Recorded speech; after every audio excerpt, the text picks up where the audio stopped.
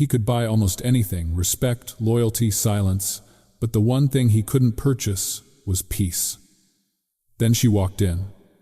Sweet, playful, effortlessly warm, and in one careless minute she did what years of power never could. She made him feel not admired, not feared, just human. They called him the serious man, the one who never bends, never breaks. A man built on control, because control kept the old hurt locked down where no one could touch it. But her laughter kept finding the cracks. And the terrifying part, he didn't want to fix her.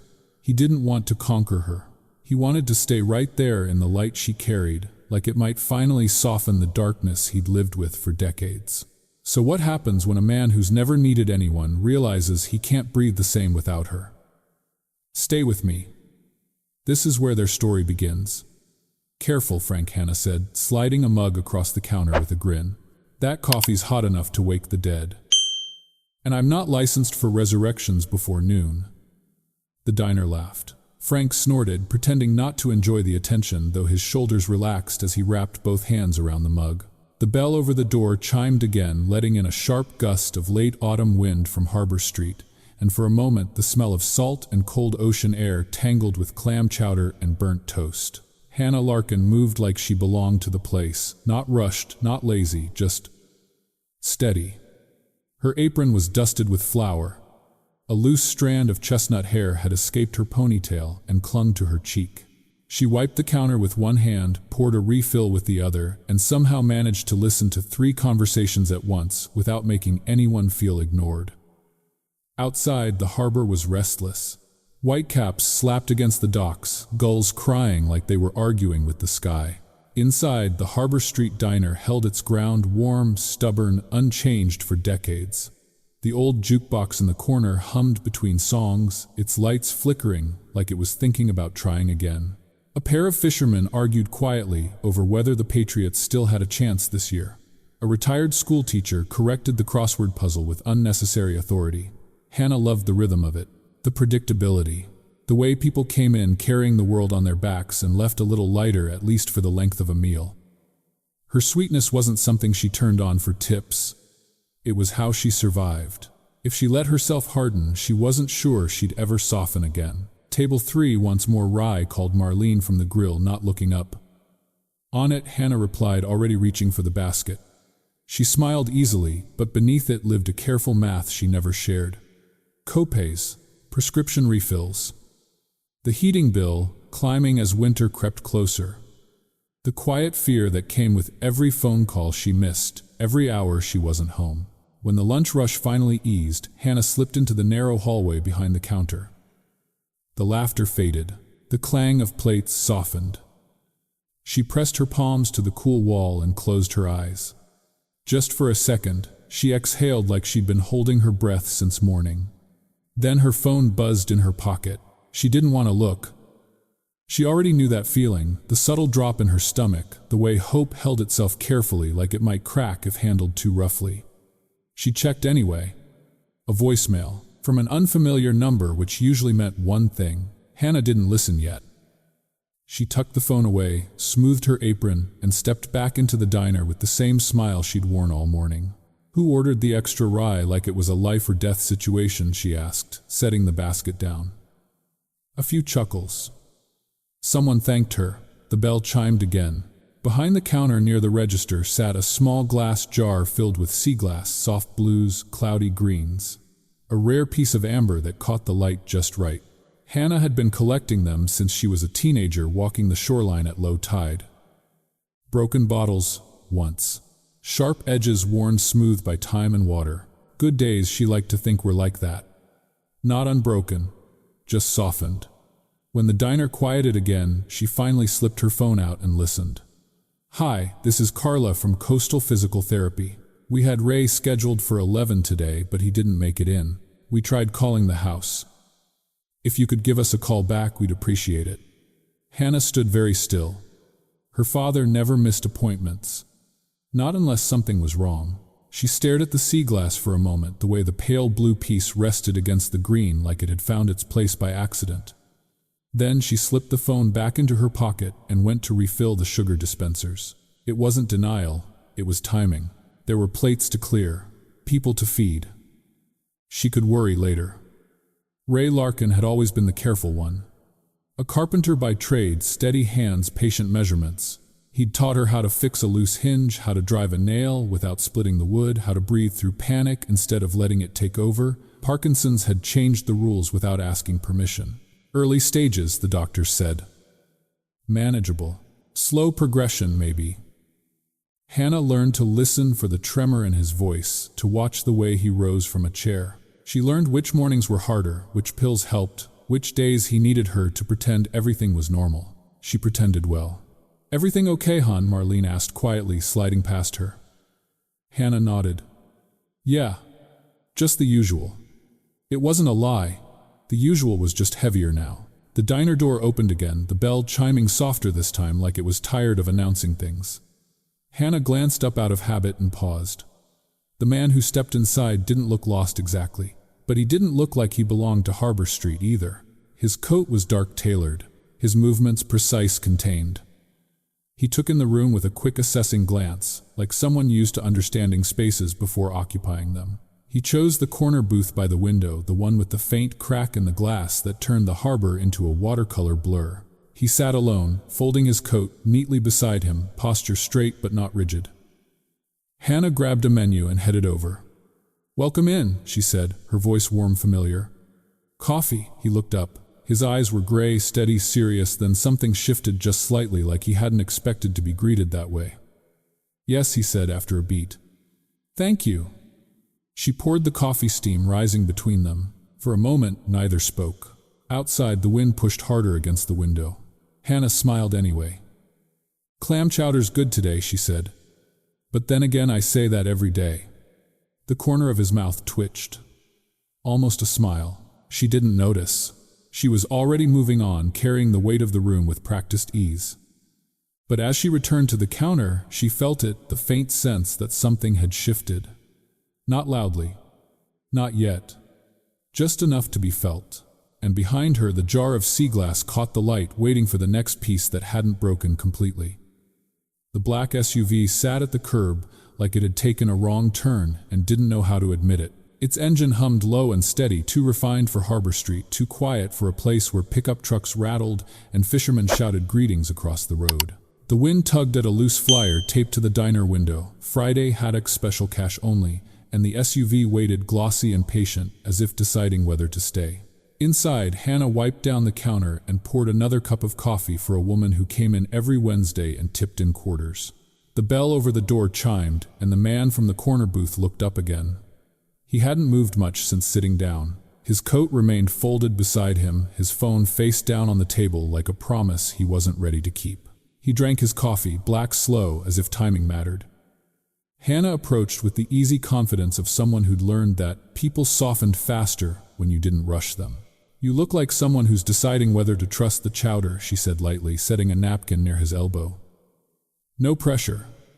It's only been breaking hearts since 1978. He met her eyes. For a moment, she thought he might correct her, explain that he'd already made his decision, that he didn't indulge small talk. Instead, he said, "I'll take the chowder." She smiled. Wise choice. His smile didn't quite arrive, but something close hovered at the edges. Graham Whitaker wasn't supposed to be there long. Camden was a pin on his calendar, a place between meetings, a quiet stop before Boston pulled him back into glass and steel. He'd come under a different name, asked his assistant not to announce the visit. No press. No donors. Just a walkthrough of a veterans rehab facility, the foundation supported, and a brief check-in with a rural health coordinator who'd sent an email that sounded tired. He hadn't planned on the diner, but the road had been narrow, the wind sharp, and the sight of warm windows and a hand-painted sign had tugged at something he didn't often listen to. Hannah returned with the chowder steam curling up between them. "Careful," she said. "It's hot." "So am I," he replied before thinking. The words surprised them both. Hannah blinked, then laughed, a soft, unguarded sound that didn't ask permission. "Good to know. I'll keep the fire extinguisher handy." He watched her walk away, the way she moved with purpose, but not urgency, like she trusted the world to meet her halfway. It unsettled him more than he liked. At the counter, Marlene leaned close. "You know who that is?" Hannah shook her head. "Someone hungry." Marlene raised an eyebrow. "That's Graham Whitaker." The name landed quietly, but it landed. Hannah had heard it before. Everyone had in one way or another. The bank downtown had changed hands. A mortgage here, a loan there. The kind of name that appeared in the paper beside words like restructuring and consolidation. The kind of name people spoke carefully, as if volume alone could summon consequences. Hannah glanced back toward the corner booth. Graham was focused on his soup, head-bowed spoon, moving steadily. If he knew he'd been recognized, he didn't show it. "Does it matter?" Hannah asked. Marlene hesitated. "Depends who you ask." Before Hannah could respond, a man at the far end of the counter leaned over, voice low but sharp enough to cut. "That's the guy. Whitaker. His bank closed the plant in Rockport last year." The air shifted. Conversations dipped. A chair scraped back. Hannah felt it like a change in pressure, the way storms announce themselves without warning. Graham's spoon paused. The man continued louder now. 200 jobs. Folks lost their homes.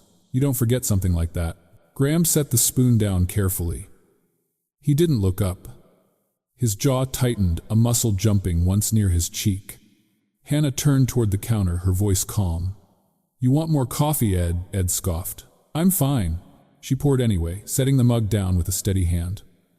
"On the house." Ed looked at her, surprised.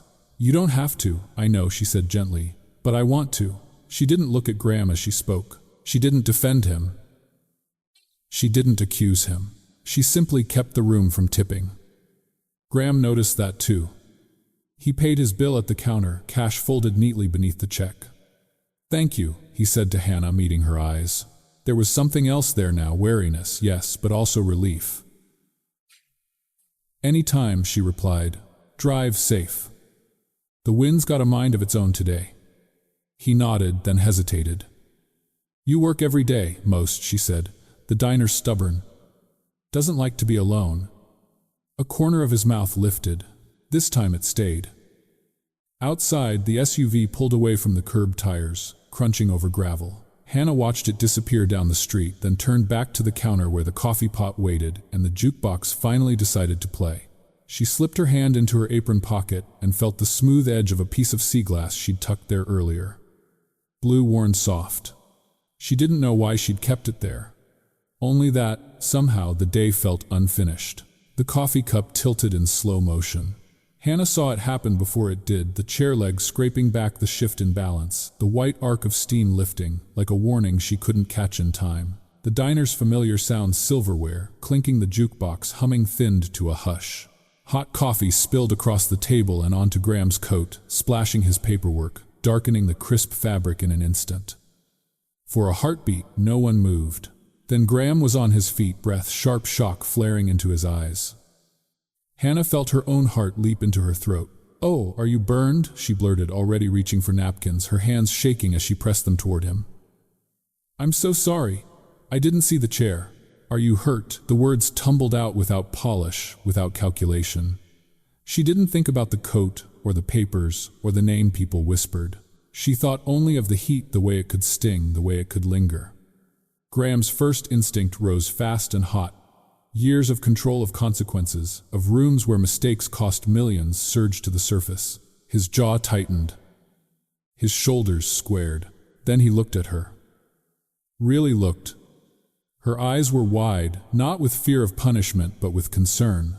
Her mouth trembled already, apologizing again, already reaching for more napkins, like that might undo what had happened. There was no rehearsed panic there, no bargaining, just care. Something in him faltered. "I'm fine," he said, quieter than he expected. "It startled me, that's all." Hannah didn't stop moving. She dabbed carefully at his sleeve, then froze, realizing how close she was. Sorry. I shouldn't." "It's okay," he repeated gently, this time taking the napkins from her hands. His fingers brushed hers. "Steady." Around them, the diner exhaled. Marlene hurried over, eyes darting between the stain and Graham's face. "Sir, I'm so sorry. This shouldn't have happened." "Hannah." It was an accident, Graham said, his voice even. No one's at fault. Ed, still at the counter, muttered something under his breath. Someone else shifted in their seat. The air buzzed with expectation, the kind that came before a scene. Hannah swallowed. I can pay for the cleaning. Or my manager. No, Graham said, firmer now, not unkind. Please, sit. She didn't, but she did still. He folded the napkins, neatly placed them on the table, and reached for his wallet. He paid the check in full, added more than was necessary, then paused. His eyes flicked to the papers, now speckled with brown stains, ink blurred at the edges. May I? Hannah asked, holding out a fresh towel. At least for the papers. He nodded. As she dabbed carefully, he watched her hands, how deliberate they were, how she took responsibility without turning it into a performance. The coat was likely ruined. The papers would need reprinting. In another room, another city, someone would have paid for that mistake. Here, something else happened instead. I'm sorry, Hannah said, again softer now. I know it's not much, but I really am. He believed her. It's all right, he said. Truly. When he stood to leave, he hesitated. Thank you for asking if I was burned. She blinked. Of course. He nodded once, then turned toward the door. The bell chimed as he stepped out the wind, stealing the last of the heat from the room. Hannah stood there for a moment, coffee pot still in her hand, heart pounding like she'd run a mile. At the counter, Marlene let out a low whistle. Well, that could have gone very differently. Hannah glanced at the table, at the darkened stain, spreading slowly across the wood. I know. She busied herself wiping it down, though the mark would linger. Some things always did. As she tucked the folded bills into the register, she noticed the tip. It was more than generous enough to make her pause, enough to make her chest tighten in a way that wasn't relief. Ed leaned over, voice low. Men like that don't forgive, he said. They collect. Hannah looked toward the door where the wind rattled the sign outside. She slipped her hand into her apron pocket and felt the smooth edge of the sea glass there, blue, warm from her skin. She didn't know why he'd let it go, only that the question stayed with her long after the coffee cooled and the stain set into the table like a quiet reminder. Same booth, same time, but this time Graham Whitaker waited for her to speak first. Hannah noticed the pause the moment she reached the corner. He sat with his hands folded loosely on the table, coffee untouched, eyes on the window where the harbor blurred into gray brushstrokes. He didn't lift his gaze when she arrived. He didn't fill the space with an order. She smiled to herself. Let me guess, she said lightly. Black coffee. Chowder, if the wind hasn't scared you off yet. He looked up then. You remember? Occupational hazard, she replied. I remember how people take their coffee, and when they don't, a faint crease appeared between his brows. When they don't. When they order it black but want cream, she said. It's usually the second day. That earned her a look, surprised, amused, something else she couldn't quite place. No cream, he said. Still. Good, she said. I'd hate to lose faith so early in the week. He watched her walk away, the way she carried a tray, like it belonged there, like she did. When she returned, he took a sip of coffee and nodded once, as if confirming a decision he'd already made. He came back the next day, and the day after that, always alone, always understated, always choosing the same booth. He never mentioned the spill, never asked about the coat. The incident seemed to have folded itself into the background, replaced by something quieter. Their conversations were brief, anchored to the table, bounded by the rhythm of orders and refills, but they left impressions that lingered. Business trip, she asked, once setting down his bowl. Yes, he said. Of sorts. That's a dangerous answer, she replied. Means it's either boring or complicated, both, he admitted. She grinned. You should try the haddock on Fridays. It doesn't ask questions. He almost laughed. Almost. He learned she grew up in Camden, that she'd left once, then come back when her father needed her. She learned he traveled often, slept poorly, and hated tomatoes, but ate them anyway if they were already on his plate. Why? She asked, curious. Habit, he said. Politeness. I don't like waste. Even when it makes you miserable, he considered that longer than expected. especially then. Sometimes, when the diner was quieter, Hannah would catch him watching people. Not the way tourists did with interest or judgment, but with focus, like he was trying to understand a system he'd been outside of for too long. She noticed the small things too. How he always paid in cash, how he stacked his dishes neatly before she could reach them, how his phone buzzed often but he rarely answered it at the table. Once she teased him about it. "You know, if you don't answer those, they don't explode." He looked at the phone, then back at her. "They might." She laughed, and this time he joined her softly, briefly, like a secret. At night, Graham ate alone in hotel rooms or quiet restaurants where no one recognized him. He worked until his eyes burned, measured his days and outcomes, and margins, slept in blocks of 2 hours at a time. He told himself it was enough. Then, he'd find himself thinking about a diner on Harbor Street. About the way a woman there remembered how he took his coffee. On the 4th day, Hannah ducked into the hallway behind the counter to return a call. Graham noticed the change immediately, the way her shoulders tightened, the way her voice softened into something careful. "I know, Dad," she said quietly, her back turned. "It's okay. Take a breath. We're not in a rush." Graham wasn't trying to listen. The words simply carried. "No, you didn't do anything wrong," she continued. "Your hands are just tired today. That happens. We'll try again in a minute." There was a pause. "Then I'm proud of you." Graham's chest tightened unexpectedly. Hannah leaned against the wall, eyes closed now. "One step at a time," she murmured. "That's all we're doing." When she returned to the floor, she smiled as if nothing had happened, as if she hadn't just held someone together with her voice alone. Graham couldn't look away. "Everything okay?" she asked, noticing his gaze. "Yes," he said quickly. Too quickly. Your chowder's excellent today." She raised an eyebrow. "It's the same recipe." "Then I stand by my statement." Something shifted between them. Not dramatically, not loudly, just enough to be felt. He finished his meal in silence, eyes unfocused, thoughts elsewhere. When he stood to leave, he hesitated again. "You're good at that," he said. "At what?" she asked. "Helping people breathe." She studied him for a moment, then shrugged. "Someone taught me once. Figured I'd pass it on." He nodded, unsure what to do with the weight that settled in his chest. Outside, the wind had eased. The harbor lay calmer, as if listening. As Hannah wiped down the table, she noticed he'd left a small stack of bills beneath the plate again. Not extravagant, just intentional. She slipped the sea glass from her pocket and set it back in the jar behind the counter, adding a pale green piece she'd found that morning.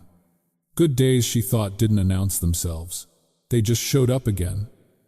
And sometimes they sat quietly in the corner, waiting to be noticed. "Hannah." Graham said her name carefully, like it mattered. Like it might break if handled the wrong way. "I need to ask you something unusual." They stood just outside the diner, the late afternoon light slanting low across Harbor Street. The lunch rush had thinned. Wind worried at the sleeves of her sweater, carrying the smell of salt and diesel from the docks.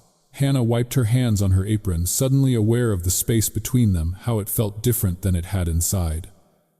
"Unusual how?" she asked, half smiling. "We talking extra napkins unusual, or something that makes my mother call me later?" A flicker of relief crossed his face at the joke, then faded. "The second one." He gestured toward the bench by the window. They sat. The glass rattled faintly in its frame. Graham took a breath. "There's a merger coming. Large. Public. My board expects me to look settled." Hannah tilted her head. "Settled like a snow globe, or settled like a house, like a story," he said. "One that doesn't raise questions." He explained it plainly, without drama. "The bank, the foundation, the gala in Boston where donors would gather and cameras would hover. His late wife's family still attached to headlines, still willing to speak for him. A columnist who seemed to delight in painting him as cold, unfit, abnormal, words that stuck because they were easy. "They think I'm a risk," he said. "Not financially, personally." Hannah listened, arms folded, the wind threading cold through her sleeves. "And you think I help with that?" "Yes." The word landed between them heavy. "I'm not asking you to lie about who you are," he continued quickly. "Only to appear with me. Public events. dinners where we might be seen. 6 months. Clear boundaries. She laughed once short and sharp. You want a girlfriend rental? His jaw tightened. I want help. The honesty surprised her. It didn't soften the blow, but it changed its shape. And what she asked slowly, do you think that costs? He named the figure without flinching. Hannah felt it like a gust enough to steal her breath. It was more than she made in months, enough to cover the therapy equipment her father's doctor had mentioned. Enough to install handrails in the hallway, a ramp at the back step. Enough to quiet the late-night math she did in her head. Shame rose fast hot. She hated that her mind went there. Hated that it mattered. That's insulting, she said, standing. You don't get to decide my worth. I know, he said, also rising. And I'm sorry. Truly. I'm not trying to buy you. I'm trying to compensate you for your time, your privacy, your risk. My risk, she echoed. Of being seen with you, of being judged, he said. Of having your life examined because of me. She looked at him, then really looked. At the lines near his eyes that hadn't been there the first day. At the way he held himself, like someone bracing against weather that never quite passed. Why me? She asked. He hesitated. Because you're kind. Because you didn't ask who I was before you asked if I was burned. Because when people raise their voices around me, you lower yours. Silence pressed in. Hannah thought of her father's careful steps, of the voicemail she still hadn't returned, of the sea-glass jar behind the counter, pieces worn smooth by time. I won't be a prop, she said. I won't be managed. He nodded. I wouldn't ask you to be. She took a breath. If I even consider this, there are conditions. Name them. Respect, she said. Always. Honesty, no surprises, no half-truths. And an exit clause. If this feels wrong at any point, I'm done. He answered too fast. Agreed. That speed startled her more than resistance would have. You didn't even ask what that looks like, she said. I know what it looks like, he replied. It looks like you walking away, and me letting you. Something in his voice, raw, almost relieved, made her chest tighten. She turned toward the window, watching a gull wheel against the gray. 6 months, she said quietly. Public appearances only. Yes, no control over my work, she added. No changes to my life unless I agree. Yes. And you don't get to use my kindness against me. He met her eyes.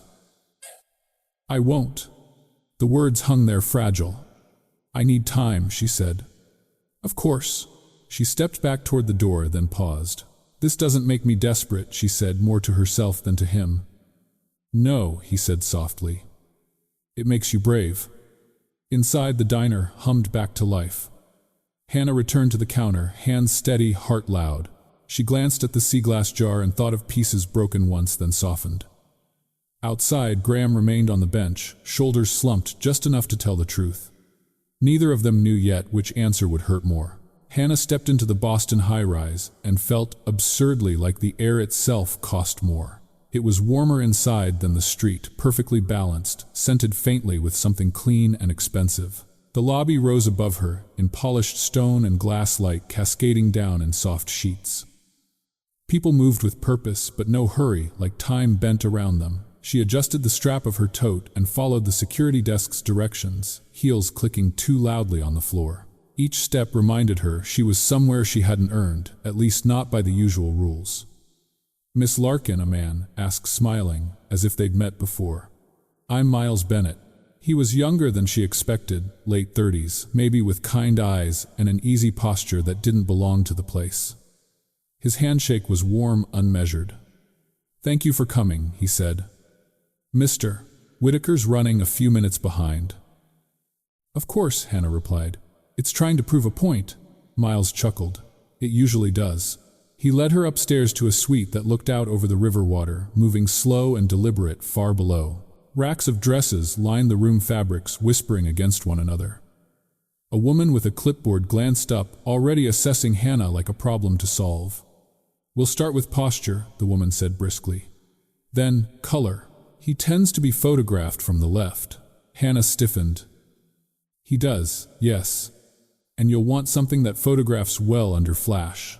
Nothing distracting. Like me, Hannah said before she could stop herself. The woman blinked. Miles cleared his throat gently. Hannah has a good sense of what works for her, he said. Let's see what she likes. Gratitude flickered in Hannah's chest. They tried dresses, silk satin sequins that caught the light and demanded attention. Each time Hannah shook her head. She didn't want to glitter. She didn't want to disappear into spectacle. She chose something simple in the end. A deep blue dress, clean lines, nothing that asked to be admired twice. It felt like herself, just quieter. When Graham arrived, he paused in the doorway. You look, he stopped searching for the word. Appropriate, Hannah offered. No, he said, grounded. She smiled despite herself.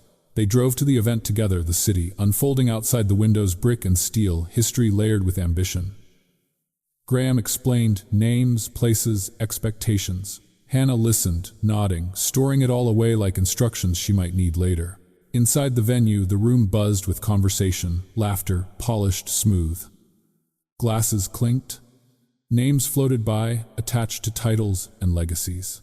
Graham's hand hovered near the small of her back, not touching, just present. You okay? He asked quietly. I feel like I'm borrowing someone else's coat, she said. It fits, but it's not mine. He considered that. You don't owe anyone here a performance. The elevator ride between floors was brief and crowded. Donors pressed close, voices low but careless.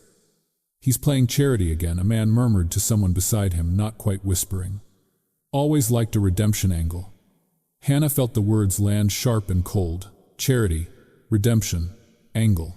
She stared straight ahead, the reflection in the mirrored wall, unfamiliar but steady. When the doors opened, she stepped out without faltering. Miles caught up to her moments later, offering a glass of water.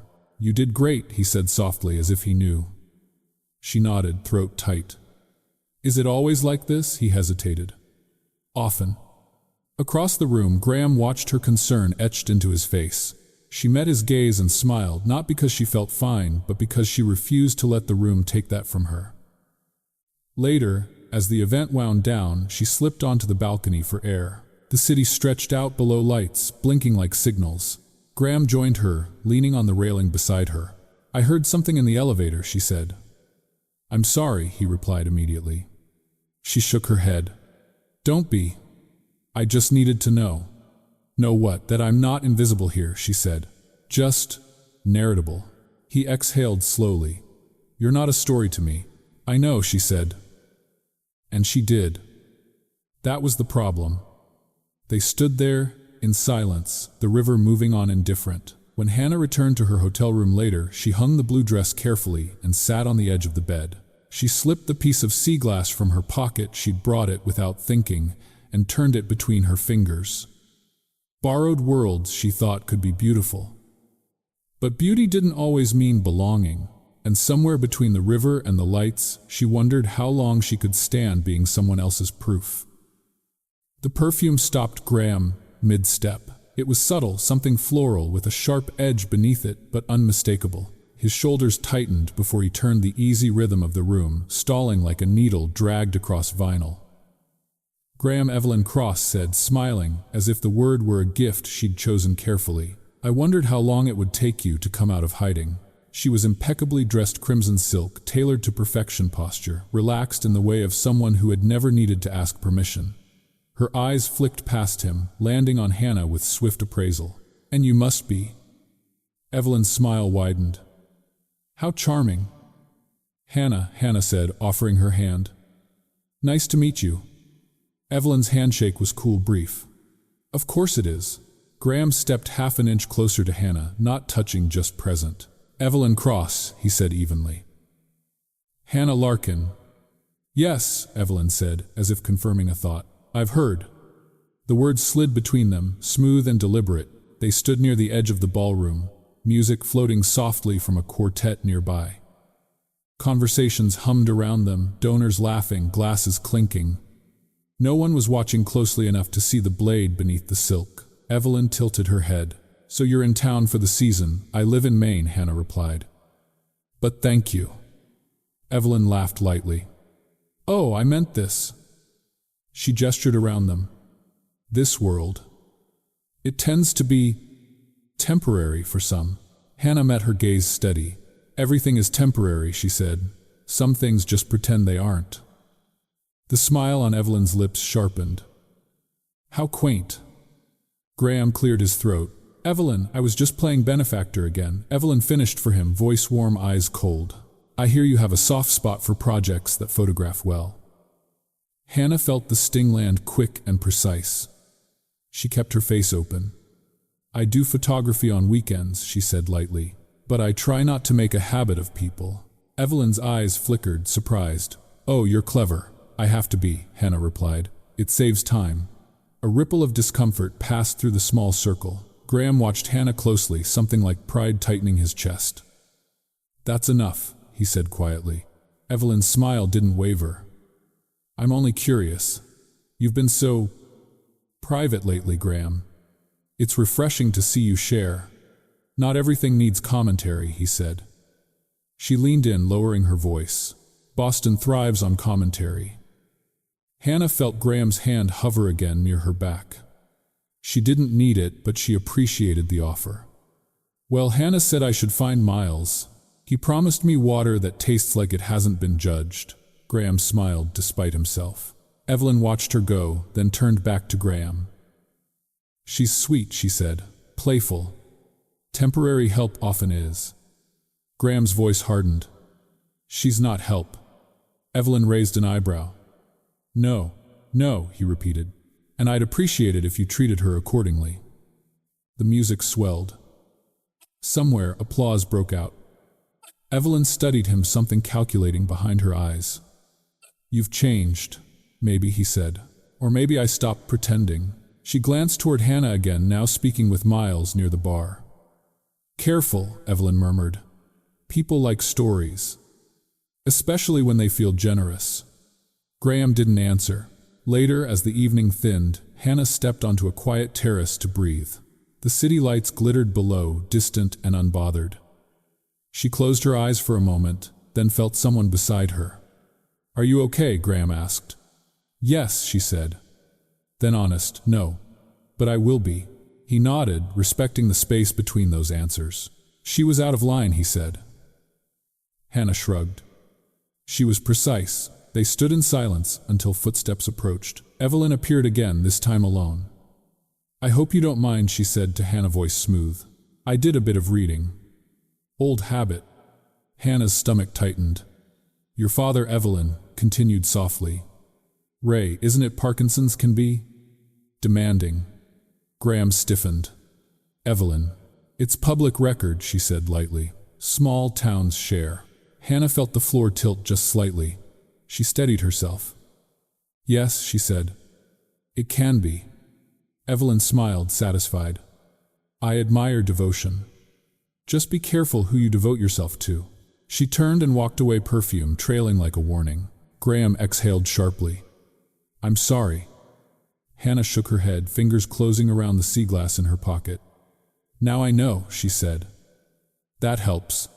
How? It tells me where the knives are, she replied. And who's holding them? They looked out over the city together, the night pressing in. Neither spoke of what Evelyn's knowledge implied, but both felt the temperature drop. Hannah noticed it the moment she stepped inside. The house was immaculate. Not tidy, immaculate. As if nothing had ever been dropped, forgotten, or left behind in a hurry. The floors gleamed. The air smelled faintly of lemon and something colder beneath it, like metal after rain. She paused just inside the doorway, unsure where to put her hands. Sorry, Graham said, setting his keys down too neatly on the console table. I don't have many guests. I can tell, Hannah replied softly. The house hasn't learned how to relax yet. He huffed a quiet breath that might have been a laugh. Neither have I. The living room opened wide and spare, all clean lines and neutral colors, furniture arranged with intention but no invitation. Large windows overlooked the river, the water moving slow and steady, indifferent to what happened inside these walls. Hannah walked in carefully, as if sound might disturb something fragile. On the far wall sat a baby grand piano, glossy black, its lid closed. No sheet music. No bench pulled out. It looked untouched, like a promise paused mid-sentence. "You play?" she asked. "My wife did," Graham said. The words settled gently, then stayed. Hannah nodded, not asking more. Her eyes caught a framed photograph on the sideboard, turned face down, the corner just visible. She didn't reach for it. She didn't need to. "I keep things controlled," Graham said after a moment. "It's easier that way." "Does it work?" she asked. "Most days," he said. Then honest, "It keeps me from making mistakes." She glanced at the piano again. "Or from making music." He followed her gaze, something tightening in his chest. Laughter. "When she died, I thought the quiet would be respectful." "And then it just stayed," Hannah said. "Yes."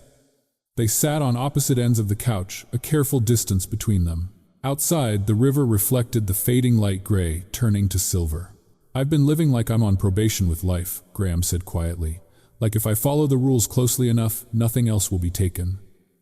Hannah's throat tightened. She recognized that instinct too well. "My mother died when I was 22, she said. "A stroke. No warning. One phone call, and everything after was rearranged."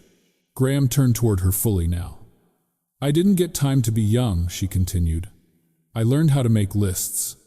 How to hold people together. When Dad got sick, it felt familiar. Exhausting. But familiar." She stared at her hands. "Being the strong one sounds admirable until you realize no one ever checks if you're tired." Graham felt the words land somewhere deep, unguarded. "I should go," Hannah said, suddenly standing. "It's late." He rose too quickly. "You can stay. I mean, if you want. We don't have to talk." She smiled gently. "That's kind. But I should." They stood facing each other, the quiet pressing in again. Graham lifted his hand without thinking, stopping just short of touching hers. The space between their fingers felt louder than the room. He dropped his hand. Hannah pretended not to notice. She reached for her coat movements, careful, controlled. "Thank you for showing me your home," she said. "It says a lot." He nodded. "I wish it said something better." At the door she paused. "It will," she said, "when you let it." The door closed softly behind her. Graham stood there, long after staring at the empty space she'd occupied, the echo of warmth already fading. He crossed the room and lifted the piano lid for the first time in years. The keys were cool beneath his fingers. He didn't play. The text arrived without warning. Hannah's phone buzzed once against her palm, the vibration small but insistent. She glanced down, expecting Miles or a reminder about the schedule. Instead, a photo filled the screen, her and Graham on the terrace, city lights behind them, his hand hovering near her back. Across the image in stark white letters was a single word: paid. Her breath left her all at once. She looked up quickly, heart hammering, scanning the ballroom. The gala was in full bloom, laughter polished to a shine, champagne catching light, a string quartet softening the edges of every conversation. To anyone watching, she was fine. Poised. Present. Her phone buzzed again. "We should talk." Hannah slipped it into her clutch and moved toward the edge of the room, each step deliberate, measured. She could feel the floor beneath her heels, the fabric of her dress against her skin. She needed the grounding. Evelyn Cross appeared as if summoned by the thought. "Darling," Evelyn said, warmly touching Hannah's elbow. "There you are." Hannah smiled. "Enjoying the evening immensely." Evelyn's gaze flicked to the crowd, then back. "I prefer quieter corners for honesty." They stepped into a side corridor where the music dimmed and the walls absorbed sound. Evelyn leaned against the marble, perfectly at ease. "You see," Evelyn said, "stories have a way of slipping out, especially when people feel misled." Hannah met her eyes. "Is that a threat?" Evelyn laughed softly. "It's an observation." She pulled out her phone, scrolling with elegant precision. Hannah saw glimpses, documents, dates, figures blurred, just enough to be unmistakable. The agreement, the timeline, the money. "I have donors who'd be very interested," Evelyn continued. "Board members too, and the local press, well, they adore a morality play. A powerful man, a paid companion. Rural clinics built on a lie." Hannah's chest tightened painfully. You wouldn't, she said. I would, Evelyn replied gently, and I won't enjoy it, but consequences are part of stewardship. People will lose care, Hannah said. Those clinics? Yes, Evelyn agreed. That's why this is effective. The word landed like a blade. Hannah thought of the coordinator Graham had mentioned. The tired email, the small towns that depended on funding that arrived quietly, reliably. She thought of her father's therapist, of the careful routines that kept life manageable. Evelyn straightened. This ends tonight. Publicly. Cleanly. You leave Graham, recovers, the story dies. And if I don't, Evelyn's smile returned bright and empty. Then the word paid becomes a headline. Evelyn walked away without another glance. Hannah stood there, the corridor suddenly too narrow, the walls pressing in. She took one slow breath. Then another. When she returned to the ballroom, Graham was speaking with board members near the stage. He looked composed, assured. Safe. She crossed the room toward him, heart racing. He turned as she approached, concern flickering immediately. Are you okay? He asked quietly. Yes, she said, then corrected herself. I mean, can we talk later? Of course, he said. Now, she shook her head. Not here. His brow furrowed. Hannah, I'm fine, she insisted, hating the lie even as she used it. Please. He studied her, then nodded. All right. She stayed beside him for appearances, smiling when required, answering questions with practiced ease. Every minute felt borrowed. Every laugh scraped. When the applause swelled for a donor announcement, Hannah felt something inside her settle, not with peace, but with resolve. She waited until Graham was briefly pulled away, then stepped back into the corridor. Her hands trembled as she opened her clutch and slipped the phone out. I'll do it, she typed. Tonight. The reply came instantly. Wise. Hannah closed her eyes. Back in the ballroom, she found Graham near the edge, his attention fractured. She took a breath and stepped into the light. I can't do this anymore, she said softly. His face fell. What? This she repeated, gesturing around them. What happened? He asked, lowering his voice. Did someone say something to you? No, she said, forcing steadiness. I did. He reached for her hand. She stepped back before he could touch her. We're from different worlds, she continued, words rehearsed, now sharp with use. This was always temporary. I think it should end before it hurts more. Hannah, please, he said, urgency breaking through. Whatever this is, we can fix it. She shook her head, tears burning but contained. This isn't something you fix. She pressed something into his palm, her key card folded paperwork. Thank you, she said, for everything. I don't care about the arrangement, he said fiercely. I care about you. She smiled, small and breaking. Outside, the night air hit her hard. She didn't slow until she reached the curb, breath coming in ragged pulls. The city lights blurred as tears finally spilled. She had chosen, and the cost settled into her chest, heavy and final. I can't do this anymore. Hannah said it with a smile so practiced it almost held. Almost. They stood near the edge of the ballroom, the music swelling behind them, as if the night were determined to continue without regard for what was breaking in plain sight. Her throat burned tight and dry, but she kept her voice steady, calm. Hannah, what happened? She shook her head gently, already stepping back. Distance was the only thing keeping her upright. I thought I could handle this. All of it. But I can't. Handle what? His voice dropped urgent. Talk to me. People moved around them, donors laughing, glasses clinking. This was not the place for truth. That was the point. She forced a breath. This world. These events. I don't belong here. That's not true, he said immediately. You don't get to decide that alone. She almost laughed. Almost told him everything. The threat. But if she opened that door, she wouldn't be able to close it again. And if she stayed, the cost wouldn't stop with them. You've been kind, she continued, choosing each word like it might cut her if mishandled. Generous. But this started as an agreement, Graham. And I think we've reached the end of it. His face drained of color. No, he said quietly. This stopped being an agreement a long time ago. She reached into her clutch and pulled out a slim envelope. Her hands shook just enough that she had to steady them against her body. "What's that?" he asked. "Paperwork," she said. "The remainder. I won't keep it." He didn't take it. "Don't do this. I won't be bought," she said, voice firm now. "And I won't be pitied." "Hannah," she held up a hand. "Please, don't make this harder." He stepped closer. She stepped back again, heart screaming at the distance. "You don't get to disappear without telling me why," he said. "Not after everything." Her smile cracked just slightly. "That's the problem. There's been too much."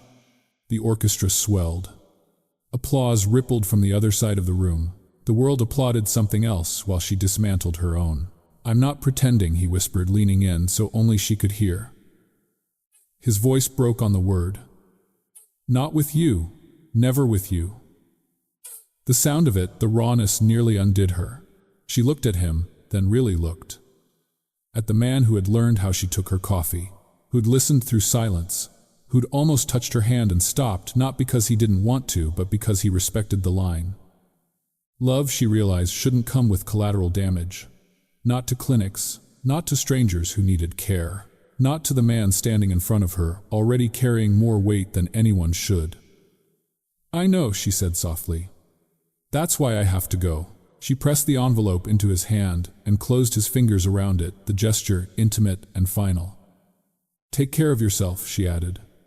"And don't let anyone tell you you're unfit to feel." Before he could answer, before she could falter, Hannah turned and walked away. She didn't run. She didn't look back.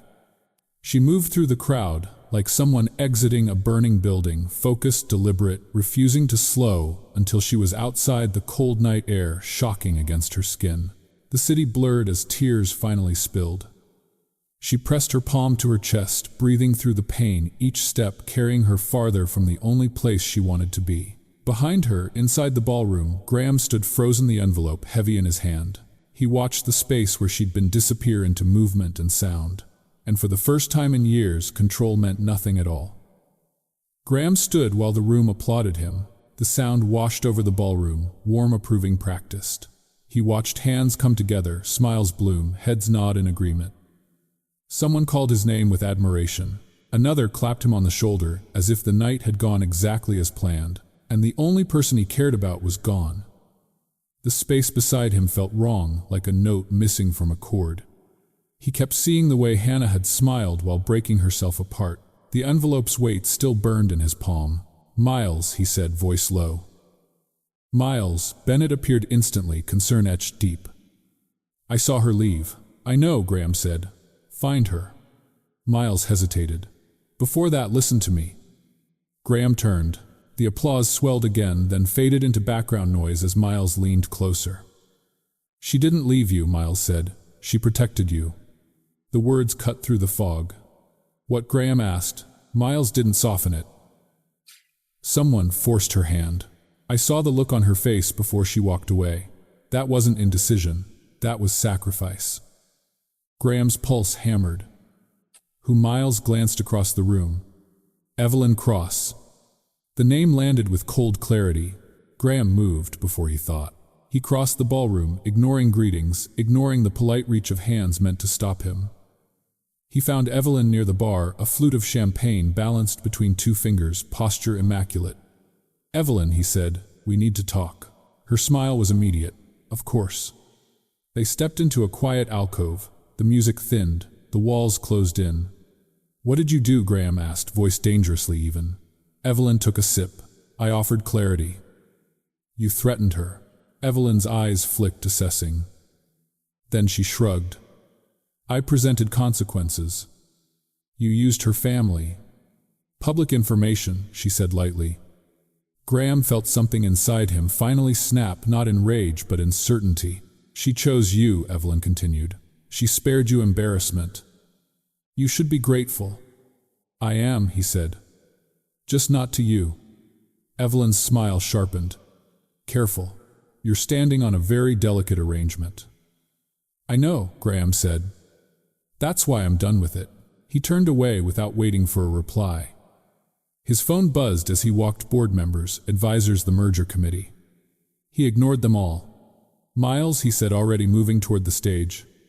Get me a microphone. Miles stared. Graham now. The MC was mid-sentence when Graham reached the steps. A murmur rippled as people recognized the shift. Miles intercepted the microphone with an apology and placed it in Graham's hand. The room quieted. Graham stood beneath the lights, heart pounding so loudly he was sure the front row could hear it. He glanced once at the notes on the podium, carefully prepared, risk-managed, safe. He pushed them aside. "Good evening," he began. His voice carried steady at first. "I was scheduled to speak about projections and partnerships," a ripple of polite laughter. "I won't," he continued, "because there's something more important." Silence deepened. 6 months ago, Graham said, "I made a decision the only way I knew how. I tried to solve a personal problem with professional tools." He paused. The room leaned in. "I asked someone to stand beside me, publicly. I offered money because I didn't know how to ask for kindness without it." A murmur spread. "That decision helped me hide," he went on. "And it helped others believe a version of me that felt convenient." His voice shook once. Everyone heard it. "I need you to know this," he said, gripping the microphone. "What began as an arrangement became something real, not because of appearances but because of character." He scanned the room, eyes burning. "The woman you saw with me is not a prop. She is not charity. She is the kindest, bravest person I know. She works quietly. She carries more than she should. And tonight she walked away to protect people she's never met." Gasps, whispers. "If my credibility depends on silence," Graham said, "then I don't deserve it." The room held its breath. "I won't trade truth for comfort anymore." He lowered the microphone slightly, the words still echoing. "I'm done being careful." He stepped back, the lights blazing the future, suddenly wide and terrifying and honest. And somewhere beyond the doors, Hannah Larkin was breathing through the cost of loving him. 6 months ago, I offered money because I didn't know how to ask for kindness. Graham's voice carried across the ballroom, unamplified by bravado, steadied only by resolve. The lights were bright now. There was no hiding left. "I've spent most of my adult life believing that if I controlled enough variables, I could avoid pain," he continued. "If I worked harder, planned better, followed the rules more closely, loss would eventually lose interest in me." A quiet ripple moved through the crowd. I was wrong. He didn't pace. He didn't gesture. He stood still, shoulders squared, eyes open. "I entered into an agreement," he said plainly. "It was transactional. It was limited. And it was mine to propose."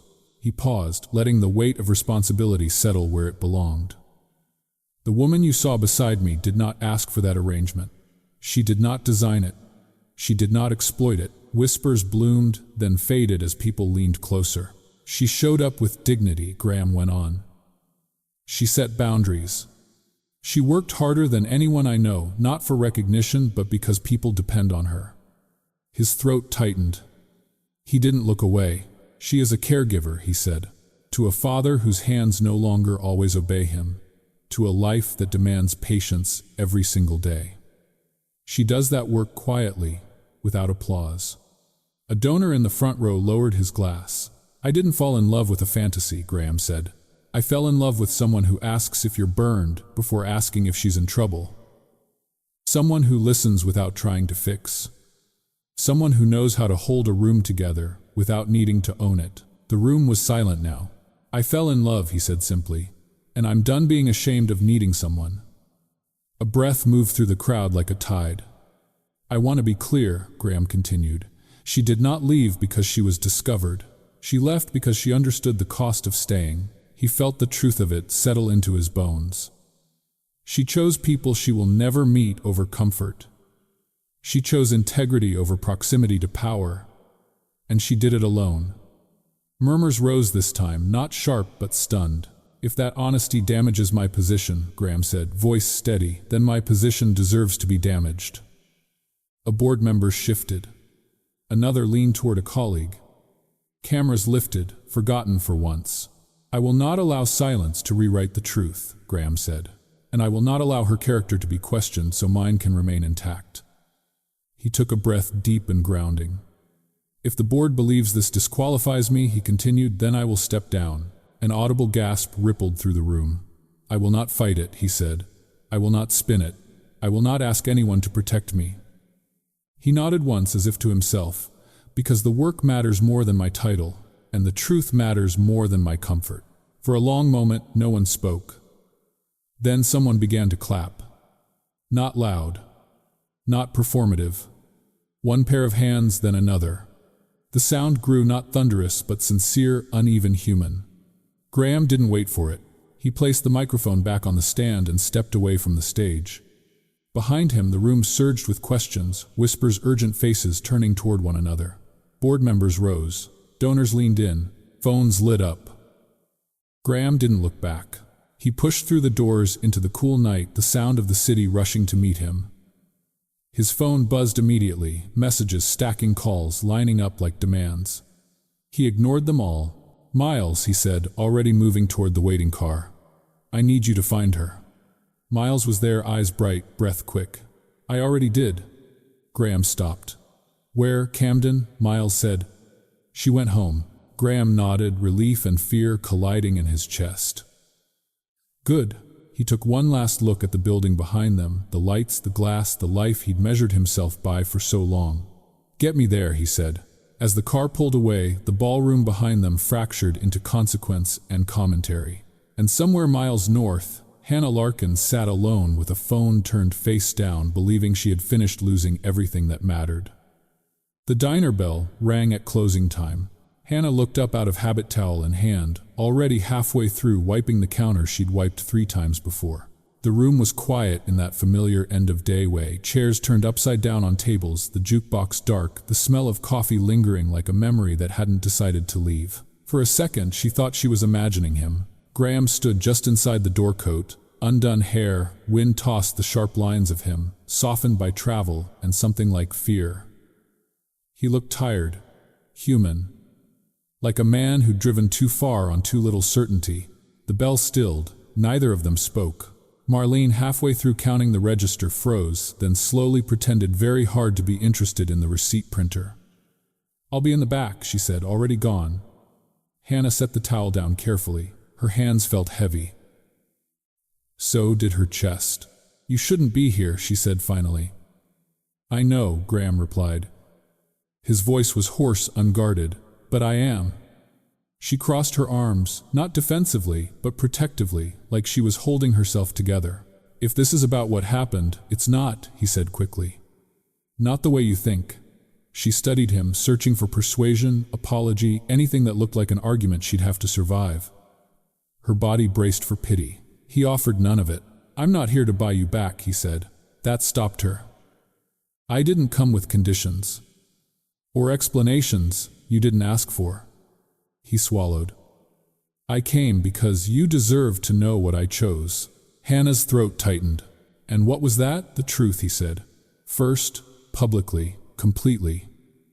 She laughed once brittle. "That must have gone over well." "It didn't," he said. "And that's all right." She leaned against the counter, the familiar edge grounding her. "You could have protected yourself." "I did that for years," he replied. "It cost me more than I knew." Silence stretched between them, not empty, but careful.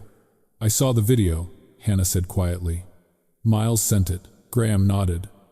"I hoped he would." "You didn't have to say my name," she said. "You didn't have to, I wanted to," he said, "because they were already using it." She closed her eyes briefly, then opened them again. "You put everything at risk." "Yes, for me, for what's right," he corrected. "You just reminded me." The diner creaked softly as the building settled. Outside, the harbor wind rattled the sign. "I don't know what you want from me," Hannah said. Graham took a step closer, stopping at the edge of her space.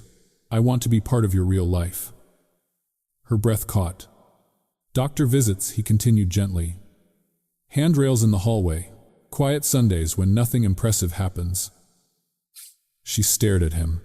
"I don't want galas or stories," he said. "I want grocery lists and tired conversations and the right to sit beside you when things are hard." She shook her head, emotion rising fast. "You don't understand what you're asking." "I do," he said. "I'm asking to fit into your life. Not the other way around."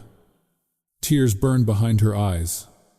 I was so afraid, she whispered, the words finally slipping free. That I was just a chapter. Something you'd look back on and say, she made me better. Then move on. Graham didn't interrupt. He let the fear breathe. I don't want to be a lesson, she said. Or a phase. He nodded once solemn. Then let me be a chapter in yours. The words landed softly, steadily. She searched his face for the man who'd once measured everything in outcomes. She saw him still, but changed. Willing. Open. I'm tired, she said. I know. I don't have anything impressive to offer, she added. He smiled faintly. Neither do I anymore. They stood there, the quiet wrapping around them like a shared secret. I can't promise you certainty, she said. I don't want it, he replied. I want honesty. Hannah reached into her apron pocket and pulled out the piece of sea glass she'd carried all night, turning it in her palm. Blue. Smoothed by years of waves. This is my life, she said. Edges and all. I'm not afraid of edges, Graham said. I've lived with glass walls. She let out a shaky breath that might have been a laugh. Sit, she said suddenly, nodding toward the booth by the window. You look like someone who needs coffee. He smiled, genuine and relieved. Black, of course, she said. I remember. As she poured the coffee, the diner felt like itself again, not grand, not safe, but honest. Graham watched her move behind the counter, the ease, the care, the strength that had drawn him in from the beginning. This time, when he reached across the table, she let him take her hand. Outside, the harbor lay calm. Inside, the truth fit. Months later, Hannah poured the coffee, and Graham was the one who reached for the mug first. It startled her every time in the best way. Graham sat at the counter with a folded newspaper, glasses perched low on his nose, sleeves rolled to the forearms. He didn't look like a headline anymore. He looked like someone waiting for toast. Careful, Hannah said automatically. It's hot. I know, he said, smiling. You warned me. Some things stayed the same, some things didn't. Graham lost his board seat by early spring. It was quieter than anyone expected, no scandal, no dramatic press cycle. A few donors withdrew. Others stayed. The clinics didn't close. Funding tightened, then stabilized. Miles took on more responsibility. Graham took on mornings that didn't begin with urgency. He gained something steadier.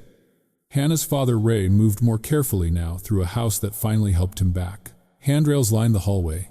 The back step had a gentle ramp. Therapy days were marked on the calendar in blue ink, and Graham drove when Hannah's shift ran long. They learned each other's tired.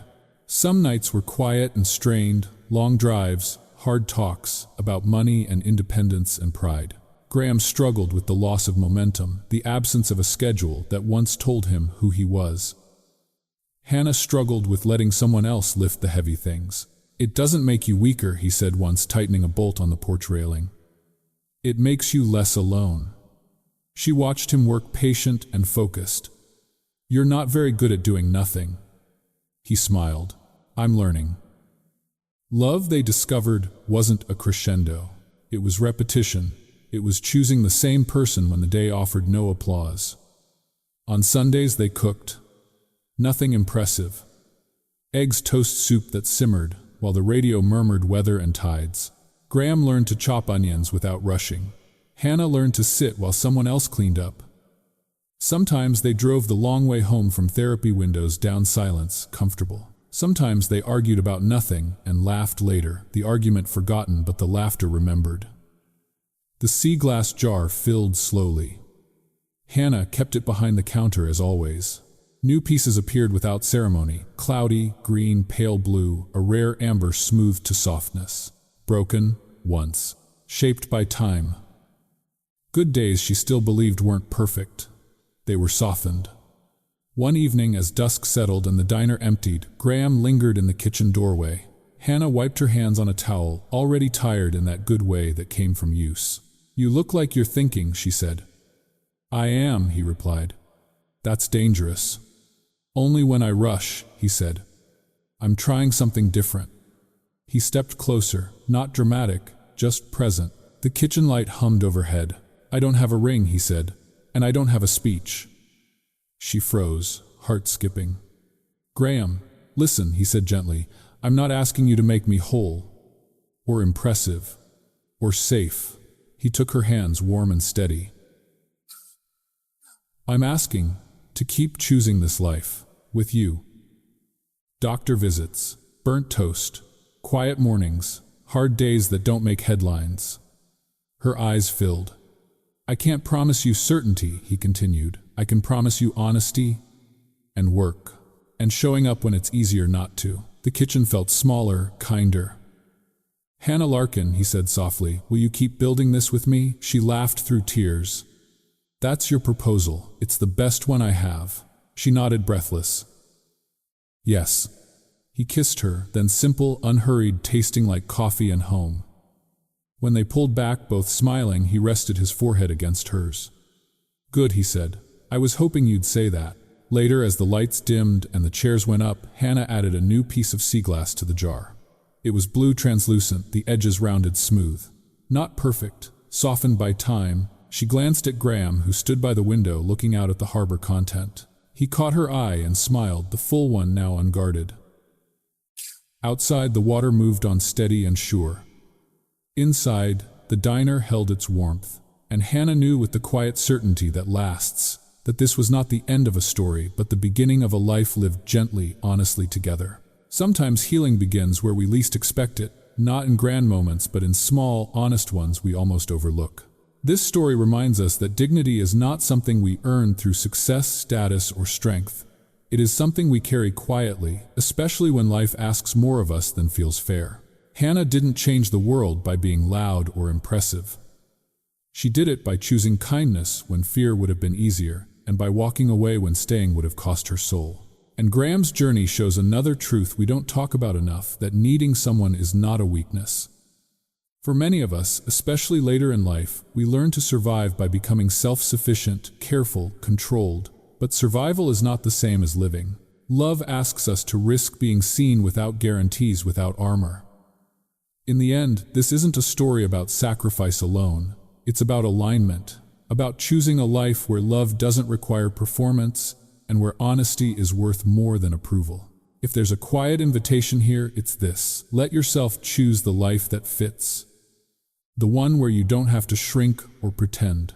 The one where healing feels like coming home. Thank you for being here with us. If you've stayed until the end, it means this story touched something quiet inside you, and that matters more than you know.